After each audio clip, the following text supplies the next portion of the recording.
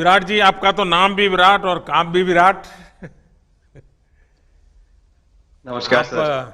Dubai में से आज समय निकाला और वहाँ तो ये खेल आपका बड़ा तनावपूर्ण रहता है। उसमें भी आपने और अपनी भागदौड़ भरी जिंदगी में अभी जो फिटनेस रूटीन फॉलो करते हैं, मैं जरूर चाहूंगा, देश भी जानना चाहेगा, क्योंकि नौजवान आपको आपकी हर गतिविधि को देखता है, ये आपको कैसे मदद करता है। पहली बात तो बहुत बहुत धन्यवाद सर यहाँ पे हम सबको बुलाने के लिए। एक सब लोगों ने फिट इंडिया मूवमेंट के बारे में बात करी और इसके फायदे इसके लाभ हमको रोज अपनी डेली लाइफ में किसी ना किसी तरीके से दिखते हैं। सबने अपने एक्सपीरियंसेस बताए। मिलिंद जी ने भी बहुत अच्छी बातें रखी। बहुत इंस्पिरेशनल उनका भी काम रहा है, उनकी जर्नी रही है पिछले कुछ सालों में। मैंने भी बहुत ऑब्जर्व किया है।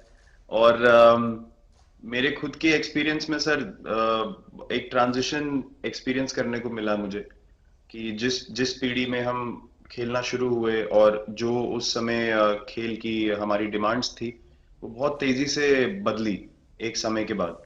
और मुझे ये एक्सपीरियंस हुआ कि जो एक हमारा सिस्टम बन चुका था, हमारा एक रूटीन बन चुका था, वो हमारे खेल के डिमांड्स के लिए सही नहीं था और उसे बदलना जरूरी था। क्योंकि हमारा खेल बहुत तेजी से आगे बढ़ रहा था और मुझे ऐसा महसूस हुआ कि हम कुछ फिटनेस के पॉइंट ऑफ व्यू से पीछे छूट जा रहे थे। हमारी स्किल में कभी कोई प्रॉब्लम नहीं थी। तो एक स्वामी जी ने भी बात रखी, आपने भी बात करी, मिलिंद जी ने भी पहले बताया। एक जो सेल्फ रियलाइजेशन की बात है कि आपको खुद से रियलाइज हो कि मुझे क्या बदलना है अपने अंदर।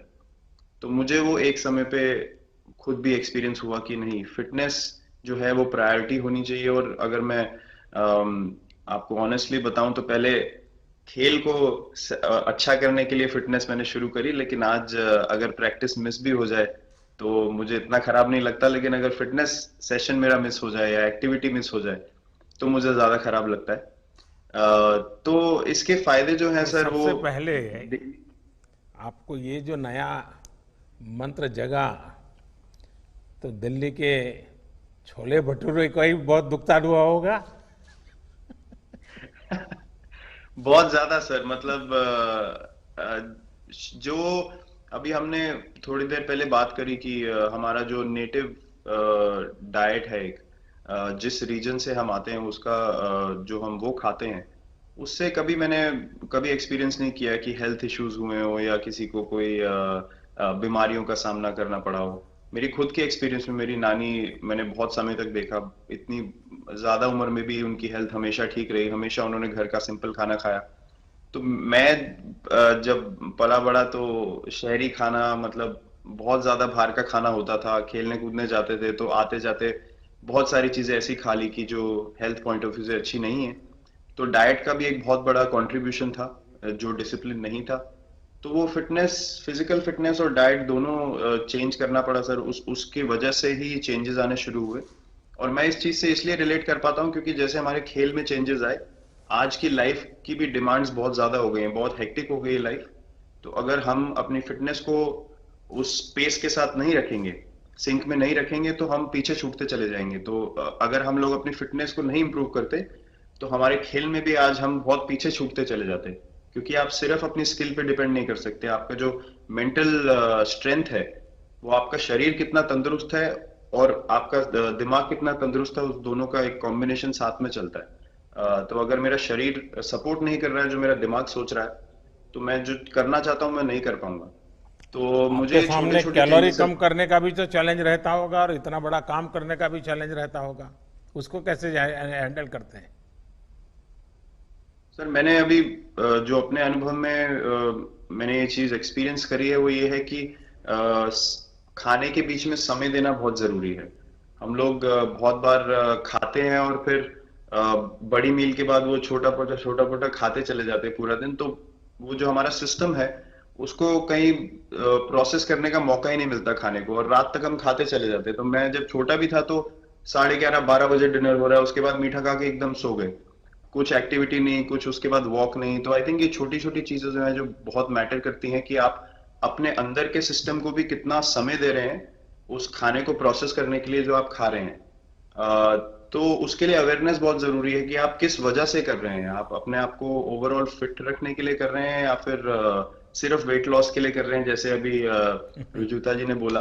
तो प्रायोरिटी बहुत जरूरी है अपने दिमाग में कि आपकी इंटेंशन ठीक होनी चाहिए, फिर अकॉर्डिंगली आपके रिजल्ट्स भी वैसे ही आएंगे बाहर। मैंने सुना है कि इन दिनों टीम के लिए एक योयो टेस्ट हो रहा है। क्या ये कैप्टन को भी ये योयो टेस्ट करवाना पड़ता है कि आपको छुट्टी होती है? और योयो टेस्ट होता क्या है, क्या क्या क्या करना पड़ता है? सर, टेस्ट ये बहुत जरूरी था फिटनेस पॉइंट ऑफ व्यू से। अगर आप ग्लोबल फिटनेस लेवल्स की बात करें तो बाकी टीमों से हमारा लेवल अभी भी कम है, और हम चाहते हैं कि वो लेवल हम ऊपर लेके जाएं, जो एक बेसिक रिक्वायरमेंट है। आज की डेट में हम लोग फोकस करते हैं कि जैसे T20 मैच हो गया या वनडे मैच हो गया, वो एक दिन में खत्म हो जाता है। लेकिन अगर हम टेस्ट मैच की बात करें जो 5 दिन आपको खेलना है, हर शाम को आपको वापस जाना है, अगले दिन फ्रेश आना है, तो उस पॉइंट ऑफ व्यू से ये फिटनेस जो स्टैंडर्ड था वो बहुत जरूरी था। और मैं सबसे पहले मैं ही जाके भागता हूँ, और ये कंडीशन है कि अगर मैं भी फेल हो जाऊंगा तो सिलेक्शन के लिए मैं भी अवेलेबल नहीं हूँ।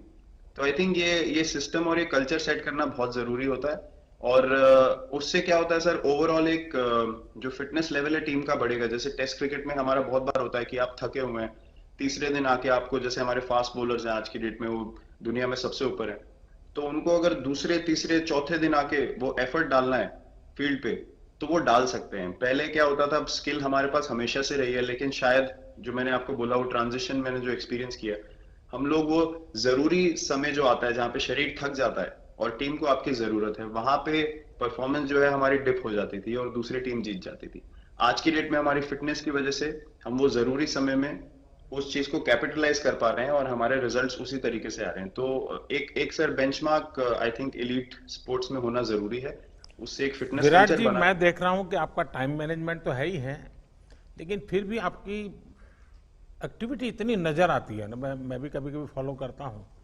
कभी थकान नहीं लगती क्या आपको? सर, थकान, अगर मैं ऑनेस्टली आपको बोलूं, थकान हर किसी को होती है। अगर आप फिजिकल एफर्ट करेंगे तो थकान होगी, लेकिन अगर आपका लाइफस्टाइल अच्छा है, अगर आप खा अच्छा रहे हैं, अगर आप फिटनेस रेगुलरली कर रहे हैं, आपकी रिकवरी अच्छी है, तो आपकी स्लीप अच्छी है, स्लीप पैटर्न्स अच्छे हैं, तो आपकी रिकवरी तेज होगी। तो अगर मैं थक रहा हूं और 1 मिनट में मैं दोबारा रेडी हो जा रहा हूं, तो वो मेरा प्लस पॉइंट है। तो आई थिंक वो मैंने एक चीज एक्सपीरियंस करी जो बहुत जरूरी हो जाती है। आपका ओवरऑल लाइफस्टाइल कैसा है उसके ऊपर बहुत डिपेंड करता है। विराट जी, बहुत अच्छा लगा मुझे, और मैं आपको, अनुष्का जी को और आपके दोनों के परिवार को निकट भविष्य की शुभ घड़ी के लिए बहुत बहुत शुभकामनाएं देता हूं। धन्यवाद sir, thank you so much.